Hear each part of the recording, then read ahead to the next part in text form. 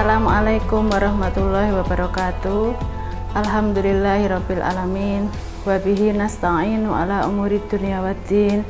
Assalatu wassalamu ala sayyidina Muhammadin wa ala alihi wa sahbihi ajmain, amma ba'du. Rabbi shrahli sadri wa yassirli amri wahlul 'uqdatam min lisani yafqahu qawli. Sahabat muslimin dan muslimat yang berbahagia, saya berada di Laboratorium Material for Energy and Environment, jurusan Kimia, Fakultas MIPA, Universitas Islam Indonesia. Berikut adalah salah satu topik penelitian kami, yaitu penelitian fotokatalisis. Apa itu fotokatalisis? Yaitu di sini kami melakukan proses degradasi atau pengolahan limbah zat warna yang kemungkinan besar dikeluarkan oleh banyak industri kimia melalui proses menggunakan cahaya. Cahaya atau di dalam bahasa Al-Quran disebut dengan nur, merupakan salah satu komponen penting di dalam kehidupan kita. Sebagai contoh di dalam reaksi fotokatalisis ini, dia membantu sebuah proses untuk menghancurkan polutan yang nantinya akan merusak lingkungan hidup, bahkan merusak kehidupan kita semua sebagai makhluk hidup yang ada di air, tanah, dan bahkan udara. Tidak hanya itu, cahaya sebenarnya sangat berperanan dalam kehidupan kita sehari-hari.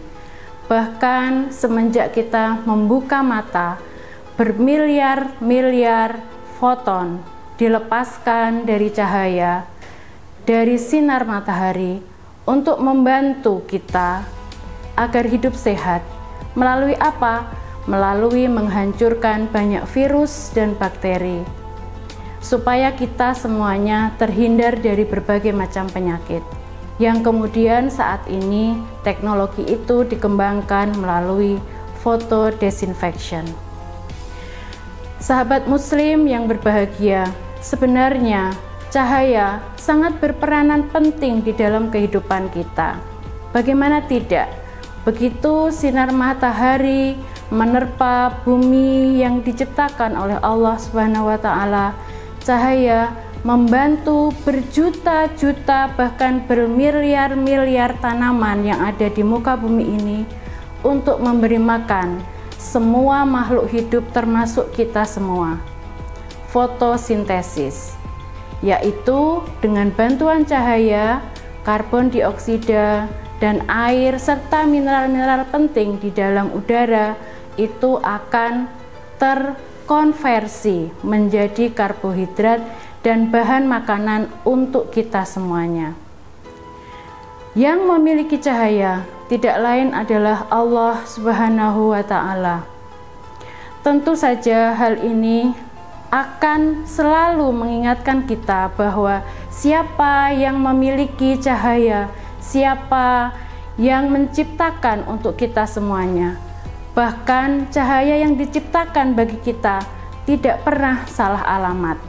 Sebagai contoh, mata kita dapat melihat warna-warni dunia hanya dari cahaya yang berada pada wilayah gelombang visible atau cahaya tampak dengan panjang gelombang 400 sampai 800 nanometer. Bukan panjang gelombang yang lebih pendek sehingga mata kita rusak, ataupun panjang gelombang yang lebih panjang sehingga kita tidak dapat mengindra. Subhanallah. Maka sesungguhnya yang menciptakan cahaya dan memantaskan bagi siapa yang memiliki dan menerima cahaya hanya Allah Subhanahu wa ta'ala. Allah di dalam surah Al-Furqan ayat 61 berfirman, Tabarakalladzi ja'ala fis samaa'i burujan wa ja'ala fiha sirajan wa qamaran munira. Maha suci Allah yang menjadikan langit dan gugusan bintang-bintang serta menjadikan juga matahari dan bulan yang bersinar. Setiap sinar memiliki foton yang memiliki energi yang tertentu. dan tidak semua cahaya, tidak semua gelombang dapat ditangkap oleh makhluk hidup tertentu.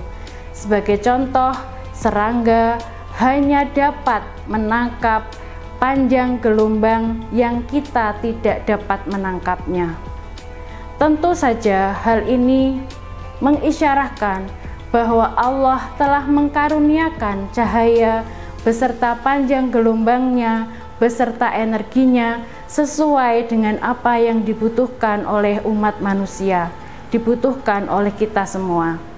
Maka sebagai saintis kita perlu mensyukuri nikmat ini. Tidak ada yang tidak dapat kita syukuri dan tidak ada yang luput dari semua yang ada di segala isi bumi ini selain hanya dengan karunia Allah Subhanahu wa taala. Allah berfirman, Allahu nurus samawati wal ard.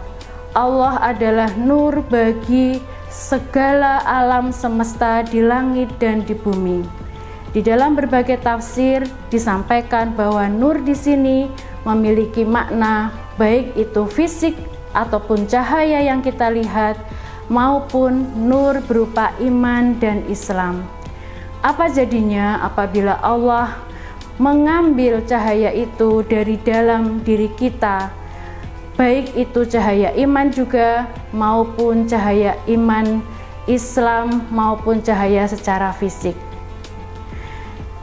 Saudara muslim yang berbahagia, maka ayat ini mengisyaratkan kepada kita bahwa sebagai pembelajar sains mestinya kita memaknai dengan sebesar-besarnya syukur atas nikmat cahaya sebagai pertanda, pelita dan pengingat, dan atas izin Allah Subhanahu wa taala lah kita dapat mempelajari segala sesuatu hanya untuk satu tujuan, yaitu meningkatkan iman dan beribadah kepadanya. Sekian, Assalamualaikum warahmatullahi wabarakatuh.